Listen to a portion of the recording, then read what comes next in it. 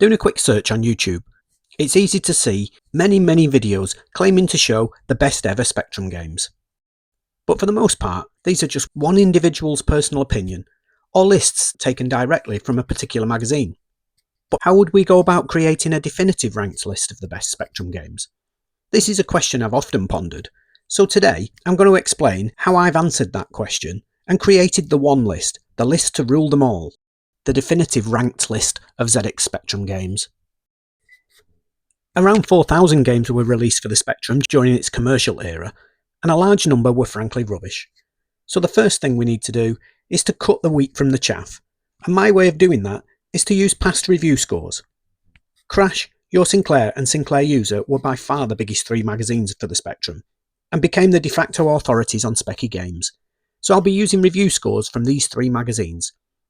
But of course, we'll never know just how much impact advertiser revenue had on the final review scores, so I'll also be including public opinion based on the user vote scores given by the Spectrum Computing and World of Spectrum websites.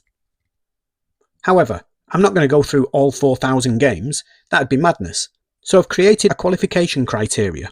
To be included in my definitive list of the best Spectrum games, each title must have received a score of at least 80% in at least one of those magazines or the user scores. Actually pulling this data from ZXDB, the Spectrum Open Database, wasn't as easy as I'd hoped, and ended up taking about 10 hours of manual work to obtain and validate. But I got there in the end, and I found that out of around 4,000 commercial titles released for the Spectrum, 778 actually hit the criteria of at least 180% review. So that's the number of games that I'll be ranking in my definitive list. Painstakingly checking every entry to ZXDB was laborious, but now my spreadsheet data was ready, I could look at my formula.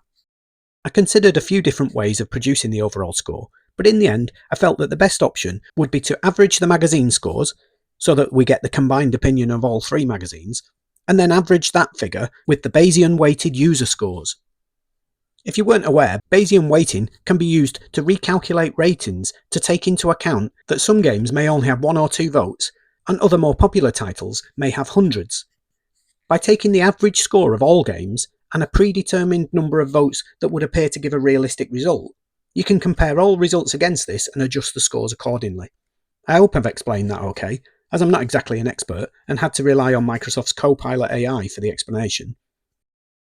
To be honest, if every game had a review score from all three of the magazines, then I would have simply taken the median score as our magazine rating, as this would remove the impact of a single reviewer giving a ridiculously low or high score than the other two, such as this example that scored 85% in Crash, but only 23% and 30% in the other two magazines, or this one that received just 12% in Crash, but 80% and 60% in the others. So we now have the average review score for a game, we have the Bayesian weighted user score, and we simply find the average of the two to give us a definitive score that takes into account the combined opinions of the three top ZX Spectrum magazines of the day and the opinions of the end users.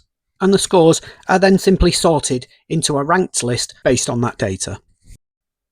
I won't be sharing the full list here in this video, as I'll have some future videos where I'll pull out various lists from the data, such as the best shoot-'em-ups, top 25 puzzle games, best ever platform games and that kind of thing. But what I will do is share a few of the insights and highlights from the data. First up, we can see that 1986 was the peak year for quality Spectrum games, with 95 titles making it onto the list, with an average rating of 78.5%. 1987 was the most prolific year for games making it onto the list, with 137, but the average rating for those games is lower at 74.2. Ocean are the highest rated publisher, with a massive 58 games making it on the list, and scoring an average rating of 79%. In fact, 18 of the 20 Imagine software games are from the time when Ocean owned the brand, so almost 10% of the full list was an Ocean-owned game. It's interesting to see budget labels making it onto the top publishers list too, with both Codemasters and Mastertronic getting average ratings of over 70%. As touched on earlier, there were some big disagreements between the magazines. Death Star Interceptor was panned by Your Sinclair and Sinclair User, but got a crash smash. Although a consensus was sometimes found, with games like World Series Baseball and Laser Squad having very little variation in the scores from all four sources. Unsurprisingly, arcade games and shoot-'em-ups are very well represented, as they make up more than half of the list. but it's tactical combat and strategy games that get the best average ratings.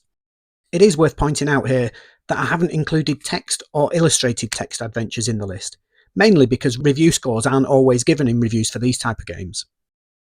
There were definitely some surprising in the overall rankings too, with games like Jetpack, Manic Miner and Gauntlet not making it into the top 50, and Matchday 2 not even reaching the top 100. So I'm going to finish the video with a few selected rankings from the list.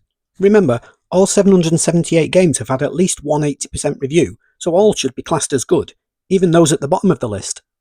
Let me know in the comments if any of these are a surprise.